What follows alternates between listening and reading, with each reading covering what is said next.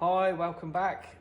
So in the last video I did a little bit of testing pre going to the Knox Vintage Bash in a few weeks down in Melbourne. Tested out my Rough Rider here, the Hornet and Super Hot Shot.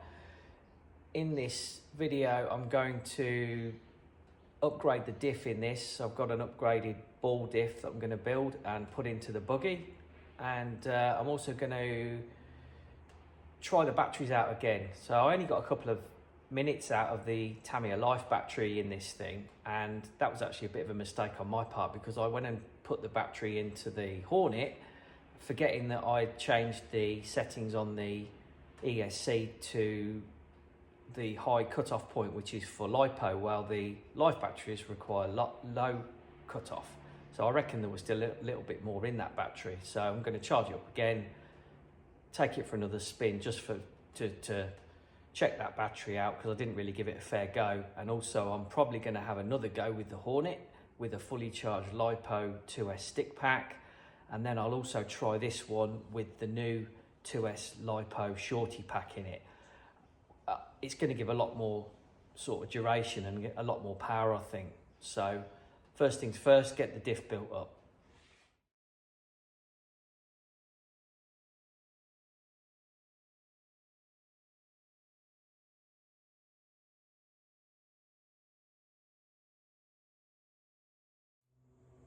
So I've just got everything out and given it a quick clean with some methylated spirits.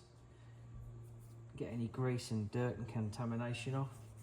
So first step is taking this little diff bolt and then installing the disc springs. There's 3 of those.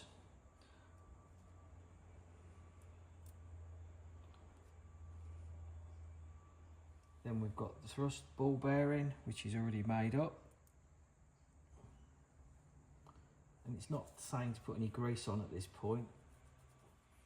So that then goes into the diff inner, which is that there. And then we have the diff plate, which is saying to put some grease on. Now, I'm assuming you only need it on one side because that side is where the ball bearings will run.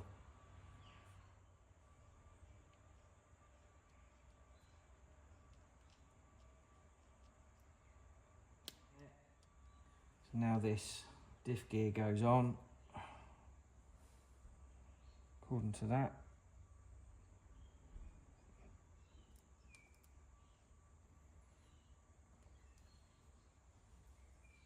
And then the ball bearings go in with some more grease, so I'll probably just put a blob. Get a blob in each hole. Try and do it so you can see, maybe. So again, I haven't done this before. I have done ball diffs, but not like this. And not many.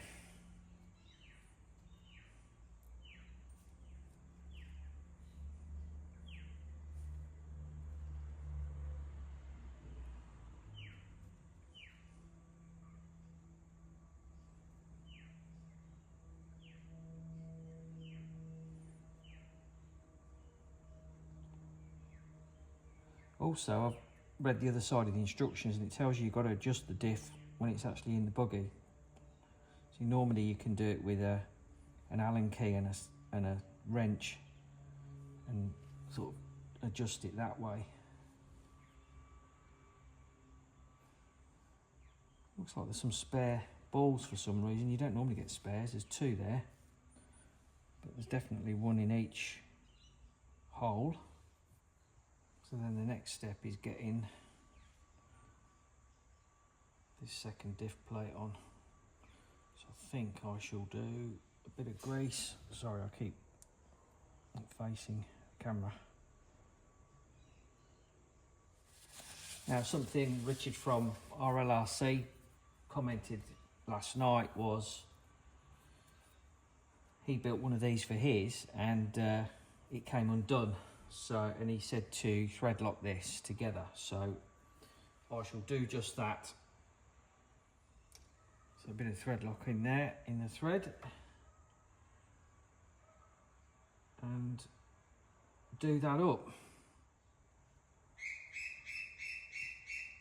Hopefully that's just bit enough to get hold of that.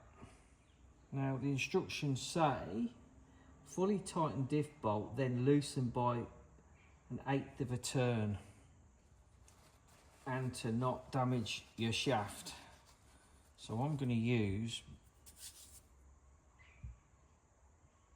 this tool right here because it's aluminium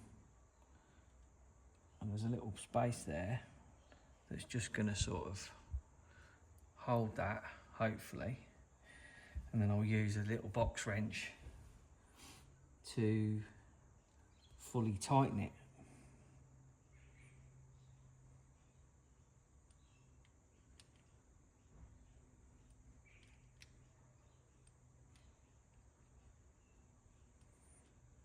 Still going.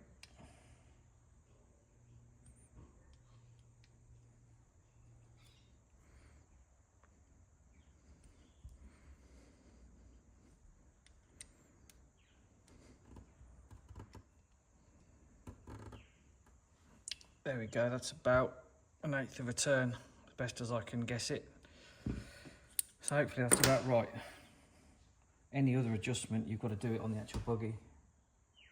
And then this thing here should go on and it should turn freely.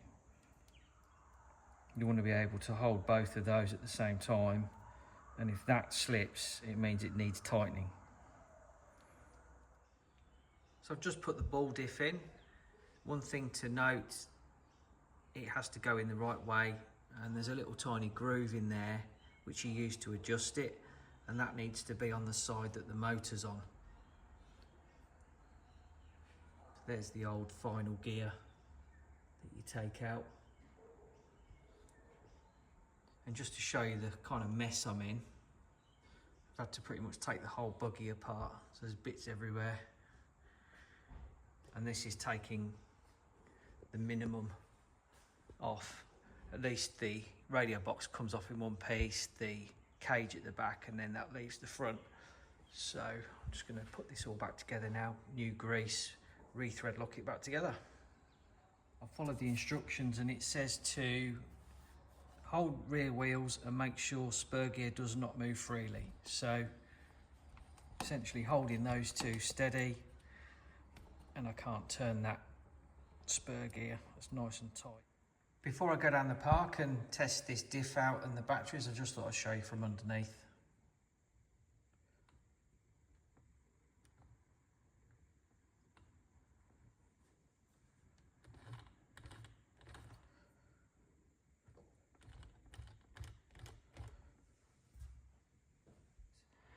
I'm just going to cut this piece of foam, which was the inner spare part, from that, and I'm going to make a little spacer to go in there.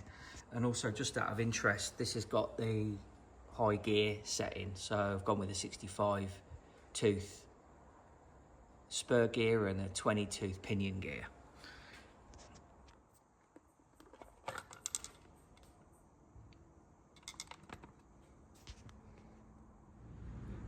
Okay, so test run number 2.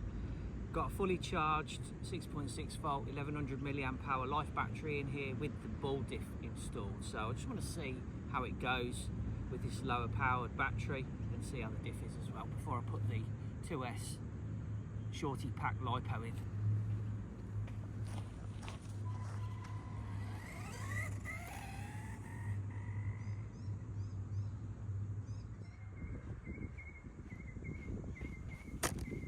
No idea what's going on here, it's just died, so I'm going to try the other battery. Alright, so I tried turning the battery on and off a few times and it worked for a few seconds and stopped. So I'm just going to give up with that live battery. So I've got the 2S Lipo shorty in now, give that a go.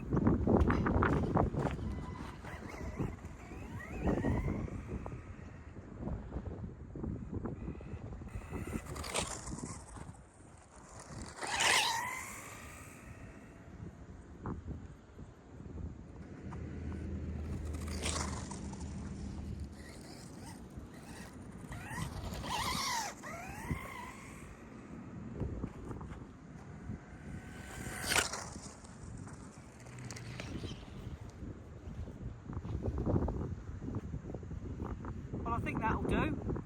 That battery's great, so that's what I'm going to take. So we're back with the Hornet with a 2S shorty pack in. If you watched my last video, you'll have seen it running with a life battery with no power in it, so I didn't think that was fair, so here we go.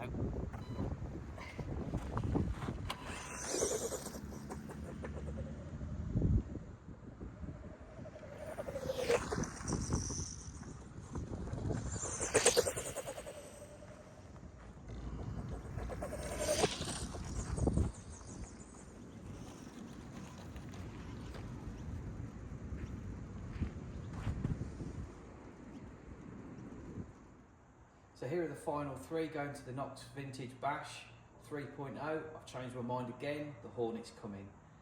I can't help it, I love it, even though it's probably going to be the worst driving one there. There are a few wild ones in the two-wheel drive event, so I thought I might as well take this. It was the second buggy I ever owned back in about '84, and I still love it, and I think it's great, so it's coming. Along with the Buggy Champ and Super Hot Shot. The ball diff seems to be working well. Happy with the batteries now, Lipo on all of them. I really did want to use the life battery, but I think there's a fault with it. I have got another one, but I just can't be bothered, to be honest.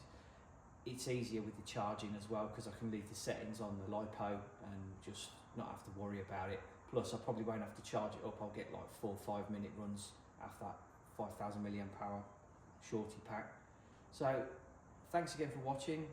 If you haven't already, please subscribe, leave a like, leave a comment, and hopefully see you at Knox.